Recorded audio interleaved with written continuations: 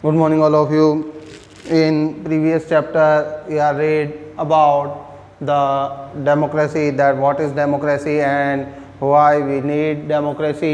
पिछले अध्याय में हमने जो है लोकतंत्र क्या है, लोकतंत्र की हमें आवश्यकता क्यों होती है, इन सब के बारे में पढ़ा. We read also about the merit and demerit of democracy. हमने इसके अलावा जो है लोकतंत्र की विशेषताओं के बारे में देखा, उसके गुणों और अवगुणों के बारे में पढ़ा. अब हम आगे बढ़ रहे हैं और हमारे एक नए चैप्टर की देखें कि जो पिछले 2 अध्याय थे उसमें कंटिन्यूसली हम जो है डेमोक्रेसी के बारे में जो है स्टडी कर रहे थे, हम जो है लोकतंत्र के बारे में पढ़ रहे थे. अब हमारा जो टॉपिक है वो चेंज हो रहा है, थोड़ा सा बदल रहा है, और वो कौन सा आ रहा है? कॉन्स्टिट्यूशनल डिज़ाइन, संवैधानिक प्रारूप. तो जब हम संविधान की बात करते हैं तो बड़ी मामूली सी चीज़ों को तो हम जानते हैं संविधान के बारे की, मामूली सी जो चीज़ें हैं उनके बारे में तो हमें नॉलेज है कि आखिर संविधान होता क्या है. What is constitution? Then constitution is the group of rules, है कि जो नियमों का समूह होता है, group of principle, group of rules, है कि नियमों का कर्तव्य का जो समूह होता है उसको हम क्या कहते हैं? उसे हम संविधान कहते हैं. बाय विच, जिसके माध्यम से क्या होता है? The whole rule of country, of a country, एक देश का जो संपूर्ण शासन है, रन यानी गति करता है. तो दैट्स ग्रुप ऑफ रूल्स है कि उन नियमों का समूह, बाय विच, जिसके माध्यम से क्या होता है whole the rule of a country, एक राष्ट्र का संपूर्ण जो शासन है वह क्या होता है? गति करता है, संचालित होता है, चलता है. अब जब हम हमारे इंडियन कॉन्स्टिट्यूशन की बात करते हैं तो थोड़ा कुछ हम जानते हैं इनके बारे में, इसकी जो फीचर्स है उसके बारे में हम जानते हैं. ठीक है कि भाई जो इंडियन कॉन्स्टिट्यूशन है वो बहुत लार्ज है, बहुत बड़ा है, विस्तृत है, और ये भी हम जानते हैं कि वो लिखा हुआ है. इंडियन कॉन्स्टिट्यूशन रिटन कॉन्स्टिट्यूशन के ये लिखित संविधान है. और भी इसके बारे में हम जानते हैं कि भाई संविधान में जो है किसका डिस्क्रिप्शन किया गया है? Our duties and our rights, है कि हमारे अधिकारों और कर्तव्यों का जो है इसमें वर्णन किया गया है, डिस्क्रिप्शन किया गया है. ये सारी चीज़ें हम जानते हैं. तो ये सारी चीज़ें जो मिलकर जो है किसका निर्माण करती है? ये सारी चीज़ें जो है ये किसको डिस्क्राइब करती है? ये डिस्क्राइब करती है कॉन्स्टिट्यूशन के डिज़ाइन को, संविधान के प्रारूप को. अब यहाँ पर जो है हम कुछ कोशिश करेंगे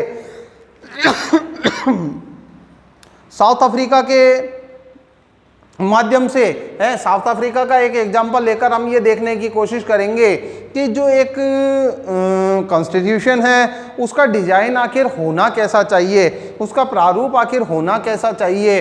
क्या जो है संविधान में कुछ चीज़ों का ही वर्णन होना चाहिए, कुछ चीज़ें ही होनी चाहिए, या उनमें बहुत कुछ वर्णन होना चाहिए, विस्तृत होना चाहिए? क्या संविधान जो है, जो हमारा कॉन्स्टिट्यूशन है, वो इनइक्वलिटी को प्रमोट करता है, इनइक्वलिटी असमानता को बढ़ावा देता है, या इक्वलिटी को वह प्रमोशन देता है? इन सब चीज़ों के बारे में हम इस चैप्टर में जानने की कोशिश करेंगे. ठीक है, सबसे पहली चीज़ तो हम देखेंगे है कि हमें जो है कॉन्स्टिट्यूशन की नीड क्यों होती है, आवश्यकता क्यों होती है, हमें कॉन्स्टिट्यूशन क्यों चाहिए होता है, उसके बारे में हम सबसे पहले यहाँ पर चर्चा करेंगे.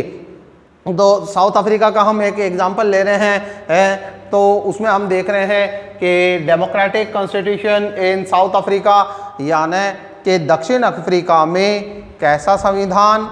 एक लोकतांत्रिक संविधान है.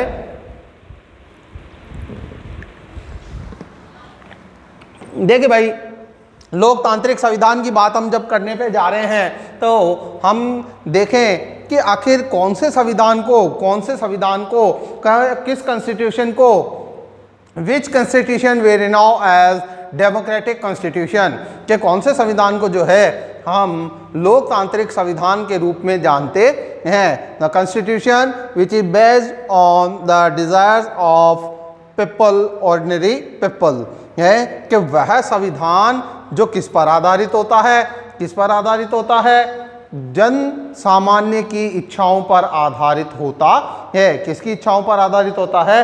जन सामान्य की, ऑर्डिनरी जो पीपल है, सामान्य जो लोग हैं उनकी इच्छाओं पर आधारित होता है। ऐसे संविधान को फिर क्या कहा जाता है? ऐसे संविधान को जो है डेमोक्रेटिक कॉन्स्टिट्यूशन कहा जाता है।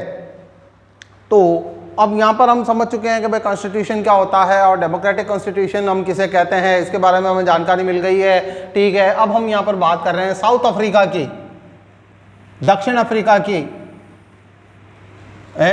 जहाँ पर कौन सा कॉन्स्टिट्यूशन? डेमोक्रेटिक कॉन्स्टिट्यूशन, यानी कि लोकतांत्रिक संविधान रहा। अब ये लोकतांत्रिक संविधान जो है ये जो डेमोक्रेटिक कॉन्स्टिट्यूशन है ये साउथ अफ्रीका में आया कैसे है, इसका इस्टेब्लिशमेंट हुई कैसे है, ये कैसे स्थापित हुआ, इसे स्थापित करने में किसका योगदान रहा, who play a vertical role है, इसमें जो है महत्वपूर्ण भूमिका किसने निभाई, इन सब प्रश्नों के बारे में हम सवाल के जवाबों के बारे में इसमें देखने की कोशिश करेंगे। तो यहाँ सबसे पहला नाम एक आ रहा है और वो नाम आ रहा है नेल्सन मंडेला। नेल्सन मंडेला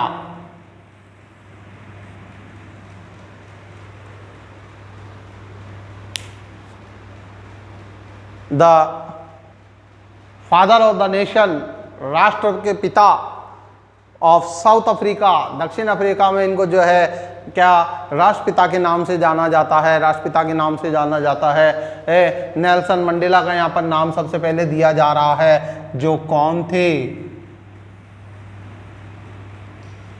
स्वतंत्रता सेनानी थे। कौन थे? फ्रीडम फाइटर, जिन्होंने फ्रीडम के लिए क्या किया? फाइट किया है। किनसे? द यूरोपियन, यूरोपीय जातियों से इन्होंने जो है साउथ अफ्रीका को फ्री करवाने के लिए, साउथ अफ्रीका को मुक्त करवाने के लिए जो है संघर्ष किया। He is the first person, है ये पहले व्यक्ति थे जिन्होंने क्या किया? हु अपोज द एप्रिशिएट, सबसे पहले व्यक्ति थे जिन्होंने रंग भेद का विरोध किया है, रंग भेद का विरोध किया। तो अब यहाँ पर हम देखने की कोशिश कर रहे हैं, समझने की कोशिश कर रहे हैं कि आखिर ये रंग भेद क्या था, रंग भेद के लिए इन्होंने क्यों आवाज़ उठाई है और इन्हें कितनी सफलता मिली। हाउ मच ही सक्सेड है, कि ये कितने सफल हुए। आप यहाँ पर देखेंगे कि जो साउथ अफ्रीका गवर्नमेंट है, जो वाइट साउथ अफ्रीकन गवर्नमेंट है वो नेल्सन मंडेला के अलावा देखें भाई, नेल्सन मंडेला अकेले नहीं थे यहाँ पर, ठीक है ना, 7 अदर लीडर्स हैं। How much? 7।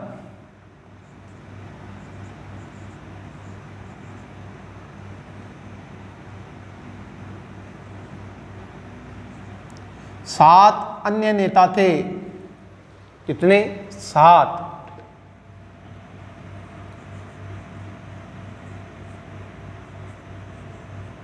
सात अन्य नेता थे नेल्सन मंडेला के साथ, जिन्होंने क्या किया? जिन्होंने रंग भेद के विरुद्ध आवाज उठाई। They rise the voice against appreciate, कि इन्होंने जो है क्या किया? रंग भेद के विरोध में आवाज़ उठाई है। और इन्हें क्या होना पड़ा? तो यहाँ पर देखिए बतलाया जा रहा है स्नेल टू लाइफ, कि इन्हें जीवन भर का कारावास दे दिया गया है। आजीवन का कारावास दे दिया गया है। आजीवन का कारावास कब दे दिया गया? इन 1964 में, 1964 में। किसके लिए? कि इन्होंने विरोध का साहस किया, डेयरिंग टू अपोज, किस चीज़ का? एप्रिशिएट है, यानी रंग भेद। इन्होंने विरोध किया, किस चीज़ का विरोध किया? रंग भेद का विरोध किया है। अब यहाँ पर इनको क्या कर दिया गया? कि यहाँ पर इनको जो है जेल में डाल दिया गया। कब? 1964 में है। और अगले 28 वर्षों तक, इन नेक्स्ट 28 ईयर्स, अगले 28 वर्षों तक ये कहाँ रहे? रॉबसन आइसलैंड यानी कि रोबन द्वीप की जेल में रहे हैं। प्रिजन इन रोबन आइसलैंड, ये रोबन द्वीप की जेल में रहे। अब ये रोबन द्वीप की जो जेल है, he spend the next 28 year in South Africa most dreaded prison है। डिड मतलब कि यह एक जो है दक्षिण अफ्रीका की सबसे भयंकर जेलों में से एक थी, जहां पर नेल्सन मंडेला ने क्या किया? अपने 28 वर्षों के समय को व्यतीत किया। और ये 28 वर्षों का समय इन्हें यहाँ पर क्यों बिताना पड़ा? और डेयरिंग टू ओपोज, विरोध करने का साहस करने के कारण से इन्हें जो है जेल में जाना पड़ा और 28 वर्षों तक इन्हें जेल में रहना पड़ा। और इन्होंने किसके विरोध में? एप्रिशिएट यानी रंग भेद के विरोध में अपनी आवाज़ बुलंद की। अब ये रंग भेद है क्या? है एप्रिशिएट है इस टाइप। तो यहाँ पर हम देख रहे हैं apartheid was the name of a system of racial discrimination है। What is apartheid? Apartheid is a system, ये एक प्रणाली है जिसमें क्या होता है? रेकल डिस्क्रिमिनेशन यानी कि जातीय भेदभाव पाया जाता है। जातीय भेदभाव ये एक प्रणाली है जिसमें क्या किया जाता है? जातीय भेदभाव किया जाता है। लोगों को जो है डिवाइड किया जाता है, विभाजित किया जाता है, बांटा जाता है। किस आधार पर? On the basis of their skin colour है, उनके चमड़ी के रंग के आधार पर उन्हें क्या किया जाता है? विभाजित किया जाता है। अब यहाँ पर हम देख रहे हैं कि ये चमड़ी के कलर के आधार पर कैसे इनको डिवाइड कर देते हैं। तो यहाँ पर हम देखते हैं कि जब हम साउथ अफ्रीका की बात करते हैं, साउथ अफ्रीका की जब हम बात करते हैं, दक्षिण अफ्रीका की जब हम बात करते हैं, जो यहाँ के नेटिव हैं, यहाँ के जो राष्ट्रीय लोग हैं, उनका कलर कैसा रहा? उनका जो कलर है वो ब्लैक रहा, काला रहा। लेकिन यहाँ पर जो यूरोप से लोग आकर बसे हैं, यहाँ पर जो यूरोप से आकर लोग सेटल हुए हैं, उनके चमड़ी का कलर कैसा था? उनके चमड़ी का जो कलर है वो वाइट था, यानी कि गोरा था। ठीक है। और इन लोगों ने फिर इन लोगों से क्या किया? डिस्क्रिमिनेशन किया, इनके साथ में भेदभाव किया कि भाई आप तो काले हैं, हम तो गोरे हैं। ठीक है। इस तरीके का भेदभाव साउथ अफ्रीका में क्या होने लगा? चलने लगा। ठीक है। तो इस भेदभाव के विरोध में है, इस डिस्क्रिमिनेशन के अगेंस्ट में जो सबसे पहले वॉइस अराइज हुई है, सबसे पहले जो आवाज़ उठी, वो किसके द्वारा उठाई गई? वो नेल्सन मंडेला के द्वारा उठाई गई है। Rise the voice against appreciate by the Nelson Mandela है। नेल्सन मंडेला ने क्या किया? सबसे पहले जो है आवाज़ उठाने का कार्य किया। किसके विरोध में आवाज़ उठाने का कार्य किया? रंग भेद के विरोध में आवाज़ उठाने का कार्य किया। जो रंग भेद कहाँ पर किसके द्वारा लाया गया था? किसके द्वारा लागू किया गया था? तो यहाँ पर देखें बतलाया जा रहा है यूरोपियंस, यूरोपीय लोगों के द्वारा इसे साउथ अफ्रीका में, दक्षिण अफ्रीका में क्या किया गया था? लागू किया गया था, इम्पोज किया गया था। यूरोप वासियों के द्वारा इसे लागू करने का कार्य किया गया था। कहाँ पर? दक्षिण अफ्रीका में। अब हम रंग भेद के बारे में भी जानते हैं कि जो अप्रिशिएट है वो किसे कहते हैं। तो यहाँ पर देखें बतलाया जा रहा है अप्रिशिएट सिस्टम, यह एक प्रणाली है जो क्या करता है? डिस्क्रिमिनेशन, रिकॉल डिस्क्रिमिनेशन है कि जो जातीय भेदभाव पर आधारित होता है, which is based on recall discrimination, के जो जातीय भेदभाव पर आधारित होता है। और इसे जो लागू करने का जो काम था वो किसने किया? ये भी हमने देखा द वाइट यूरोपियंस, श्वेत यूरोपवासियों ने यह कार्य किया है। अब देखें कि ये जो यूरोपीय थे इन्होंने यहाँ पर आए कैसे, तो ये है यहाँ पर जो है बिजनेस के लिए आए, व्यापार के लिए आए, ठीक है। और इन्होंने क्या कर दिया, बाय द आर्म्स यानी हथियारों के माध्यम से है, और इन्होंने यहाँ पर क्या कर दिया, जो साउथ अफ्रीका का लार्ज एरिया था, बड़ा क्षेत्र था, उसे ऑक्यूपेट कर लिया, उसे जीत लिया, ठीक है। अब इन्होंने जीत तो लिया है, और फिर इन्होंने क्या किया, इन्होंने यहाँ पर व्यापार करते हुए लोगों के साथ भेदभाव करना शुरू कर दिया है, उनके साथ में भेदभाव करना शुरू कर दिया। अब ये भेदभाव कौन कौन सा था, तो यहाँ पर हम देखने की कोशिश करेंगे, यहाँ पर हम देखने की कोशिश करेंगे। तो ये देखें कि जो लोग थे, यहाँ के जो लोग थे, उन्हें जो वोटिंग का राइट था यानी कि मत देने का जो अधिकार था वह उनसे छीन लिया गया। And the non white did not have voting rights, है कि जो वोटिंग राइट्स थे वो केवल किनके पास में थे, वाइट यूरोपियंस के पास में थे। और जो अफ्रीकी जो लोग थे, ब्लैक कलर के जो लोग थे, उनके पास में ये राइट्स नहीं थे, ठीक है। सबसे पहली चीज़ तो यहाँ पर आ गई। दूसरी चीज़, इनके जितने भी रेजिडेंस वगैरह थे, इनके जो निवास स्थान थे, उसको लेकर भी इन्होंने क्या कर दिया, उसको लेकर भी इन्होंने इनके साथ में बुरा व्यवहार किया है। और यहाँ पर क्या किया इन्होंने, तो यहाँ पर देखें, the white rulers treated all non white as inferiors, हैं कि जो जितने भी श्वेत शासक थे हैं वह अश्वेत लोगों के साथ में, अश्वेत लोगों के साथ में किस प्रकार का शासन करते थे, बहुत बुरा शासन करते थे, हैं कि उनको परेशान किया जाता था, उनको उठाकर जेल में डाल दिया जाता था, ये सारी चीज़ें उनके साथ होती रहती थी। बट अब यहाँ पर देखें, एक चीज़ देखने को आ रही है कि नेटिव पर्सन्स होने के साथ में हैं 3/4 पॉपुलेशन यानी कि आधे से अधिक यानी कि 75% जो पॉपुलेशन थी वो कैसी थी, ब्लैक,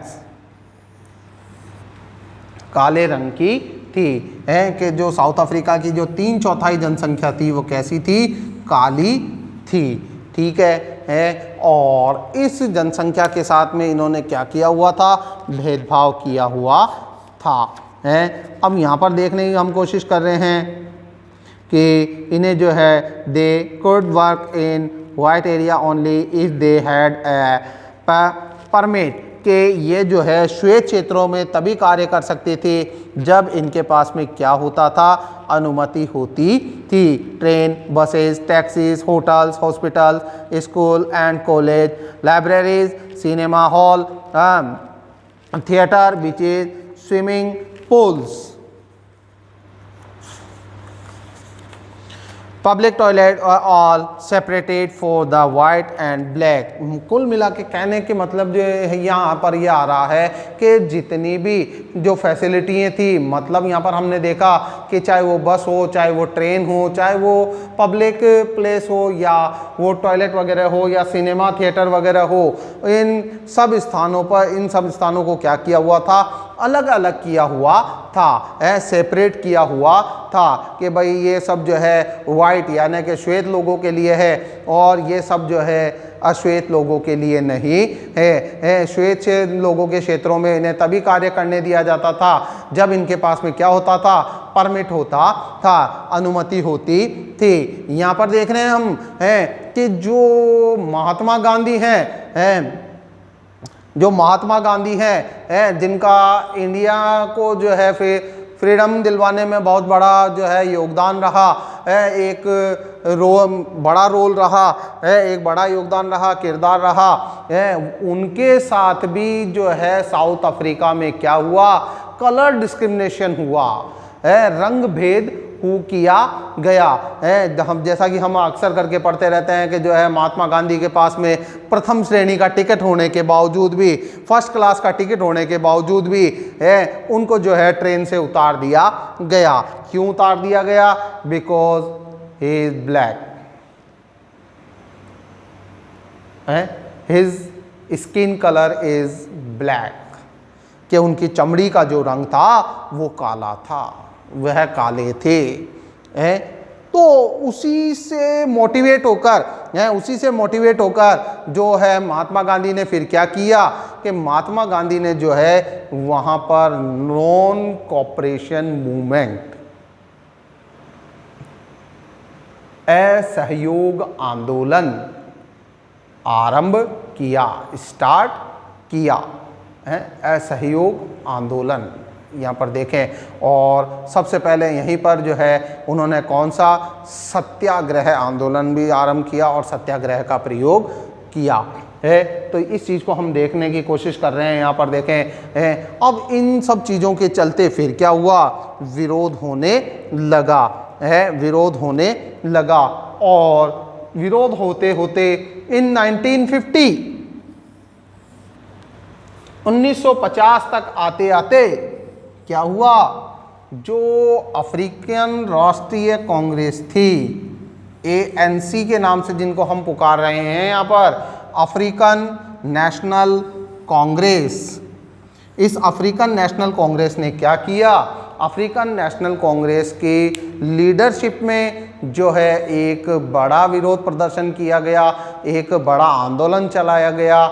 और क्या हुआ, नेक्स्ट में आते आते जो है सक्सेस मिली। किस चीज़ में सक्सेस मिली है, रंग भेद की नीति को समाप्त करने में जो है सफलता मिली है। अब यहाँ पर हम देखने की कोशिश करेंगे कि जो साउथ अफ्रीका है वो किस ओर बढ़ने लगा, एक नए संविधान की ओर बढ़ने लगा। यहाँ के संविधान के बारे में हम देखने की कोशिश करेंगे और ये जानने की कोशिश करेंगे कि यहाँ के संविधान का जो प्रारूप है, जो डिज़ाइन है, वो किस तरीके का था, उसमें क्या क्या चीज़ें थी, उसके कौन कौन से फीचर्स थे।